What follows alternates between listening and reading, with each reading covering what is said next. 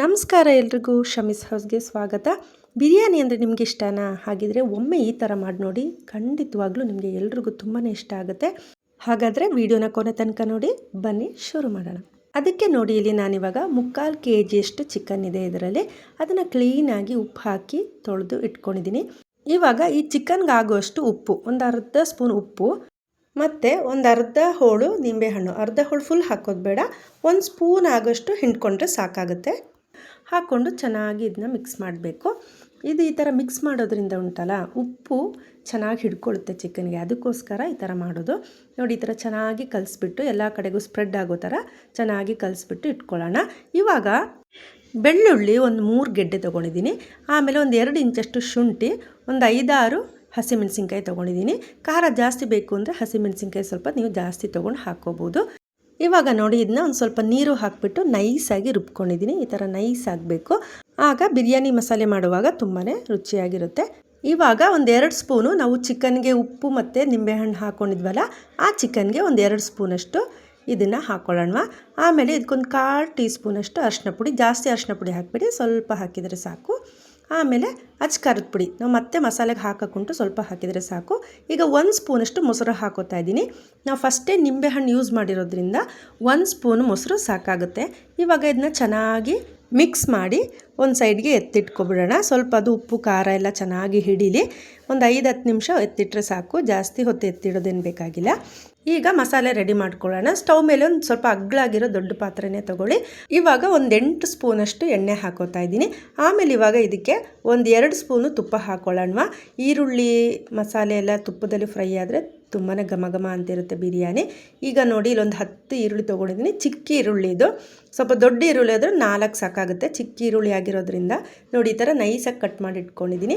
ಈಗ ನೋಡಿ, ಎಣ್ಣೆ ತುಪ್ಪ ಚೆನ್ನಾಗಿ ಬಿಸಿಯಾಗಿದೆ, ಅದಕ್ಕೆ ಹಾಕ್ತಾಯಿದ್ದೀನಿ. ಇವಾಗ ನೋಡಿ, ಈ ಈರುಳ್ಳಿ ಫುಲ್ ಹಾಕೋದು ಬೇಡ, ಸ್ವಲ್ಪ ಬಾಕಿ ಮಾಡ್ಕೊಳ್ಳೋಣ. ಗೀ ರೈಸ್ ಮಾಡೋದಕ್ಕೆ ಆ ಈರುಳ್ಳಿನೇ ಸಾಕಾಗುತ್ತೆ ಎಲ್ಲದಕ್ಕೂ. ಮತ್ತು ನೋಡಿ, ಇವಾಗ ಇದು ಚೆನ್ನಾಗಿ ಫ್ರೈ ಆಗಬೇಕು. ಎಲ್ಲಿವರೆಗೂ ಅಂದರೆ ಚೆನ್ನಾಗಿ ಬ್ರೌನ್ ಕಲರ್ ಆಗಬೇಕು, ಅಲ್ಲಿವರೆಗೂ ಫ್ರೈ ಮಾಡಬೇಕು. ಚೆನ್ನಾಗಿ ಬ್ರೌನ್ ಕಲರ್ ಆದರೆ ಬಿರಿಯಾನಿ ತುಂಬಾ ರುಚಿಯಾಗುತ್ತೆ. ನೋಡಿ, ಇವಾಗ ಈರುಳ್ಳಿ ಫುಲ್ ರೋಸ್ಟ್ ಆಗಿದೆ, ಬ್ರೌನ್ ಕಲರ್ ಆಗಿದೆ, ಈ ಥರ ಆಗಿರಬೇಕು, ಆಗ ಚೆನ್ನಾಗಿ ಬರುತ್ತೆ.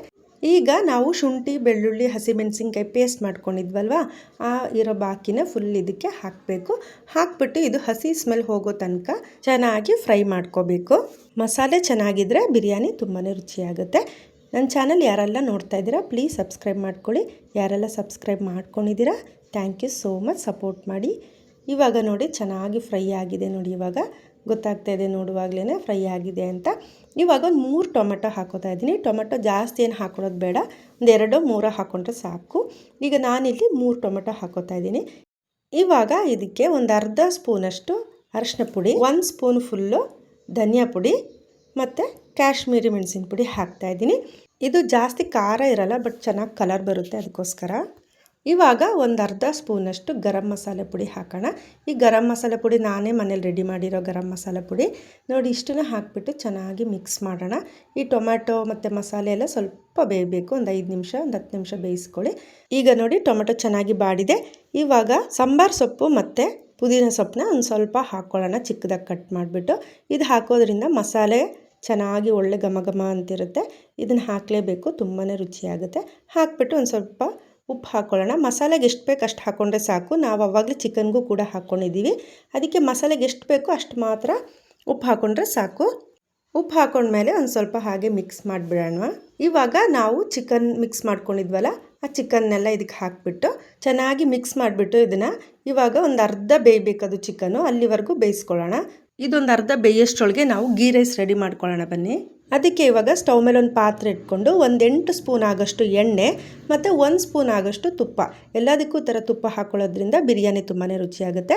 ಇವಾಗ ನೋಡಿ, ಒಂದು 3 ಪೀಸ್ ಚಕ್ಕೆ, ಒಂದು 5 ಲವಂಗ, ಒಂದು 5 ಏಲಕ್ಕಿನ ಚೆನ್ನಾಗಿ ಜಜ್ಕೊಂಡಿದ್ದೀನಿ.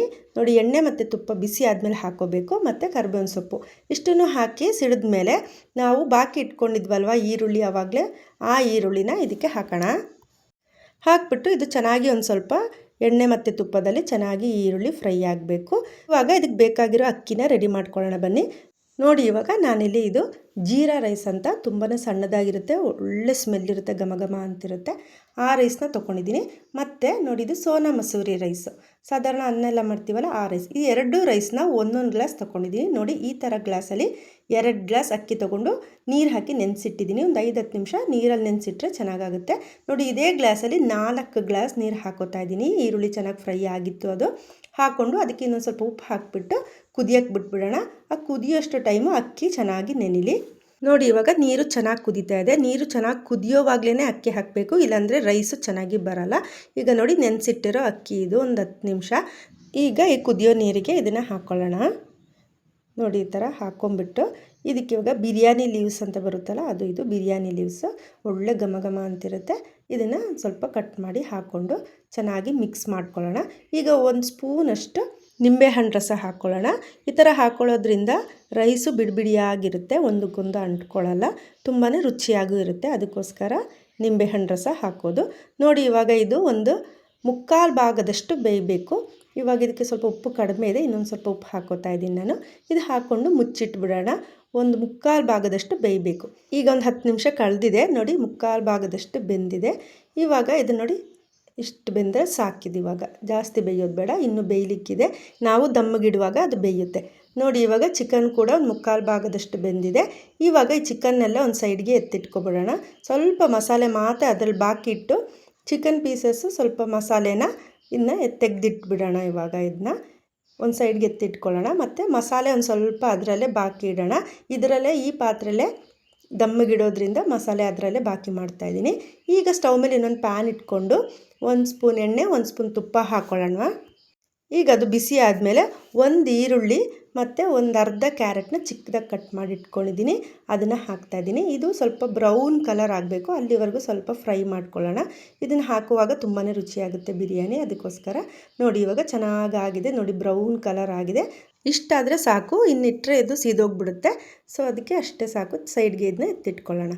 ಇವಾಗ ನೋಡಿ ನಾವು ಪಾತ್ರೆಯಲ್ಲಿ ಇಟ್ಕೊಂಡಿದ್ವಲ್ಲ ಮಸಾಲೆ, ಆ ಮಸಾಲೆಗೆ ನಾವು ರೈಸ್ ರೆಡಿ ಮಾಡಿ ಇಟ್ಕೊಂಡಿದ್ವಲ್ಲ, ಒಂದು 3/4 ಭಾಗ ಬೆಂದಿದೆ.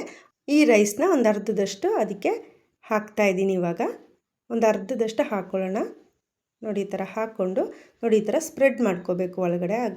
ಸ್ವಲ್ಪ ಅಗಲವಾಗಿರೋ ಗಟ್ಟಿರೋ ಪಾತ್ರೆನೇ ತೊಗೋಬೇಕು ನೀವು ಮಾಡುವಾಗ. ನೋಡಿ ಇವಾಗ ಇಲ್ಲಿ ಪುದೀನ ಮತ್ತು ಸಾಂಬಾರು ಸೊಪ್ಪನ್ನ ಚಿಕ್ಕದಾಗಿ ಕಟ್ ಮಾಡಿ ಇಟ್ಕೊಂಡಿದ್ದೀನಿ, ಅದನ್ನು ಹಾಕ್ತಾಯಿದ್ದೀನಿ.